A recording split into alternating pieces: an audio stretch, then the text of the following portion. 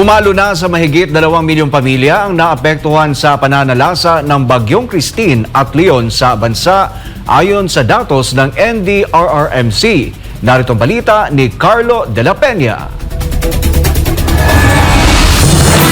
Umaga ngayong Biyernes, November 1, ay tuluyan nang nakalabas ng Philippine Area of Responsibility ang Bagyong Leon na umabot sa Super Typhoon category. Batay sa datos ng Pag-asa Weather Forecasting Center, tinatahak ngayon ng bagyo ang direksyon papuntang mainland China. At sa pananalasa nga ng bagyo nitong nakaraang araw, nadagdagan pa ang bilang ng mga kababayan nating naapektuhan ng masamang panahon matapos ang pananalasa ng Bagyong Christine. Batay sa datos ng National Disaster Risk Reduction and Management Council o NDRRMC, higit 2 milyong pamilya na o halos katumbas ng halos 8 milyong individual ang naapektuhan sa magkasunod na bagyo. May higit 300,000 individual rin ang pansamantalang nanunuluyan sa ngayon sa halos 2,000 evacuation center sa buong bansa, habang mayroon ding higit 400,000 individual ang pansamantalang nakitira sa kanilang kaanak o kaibigan. Sa kabilang banda, nakapagtala rin ang NDRRMC ng 145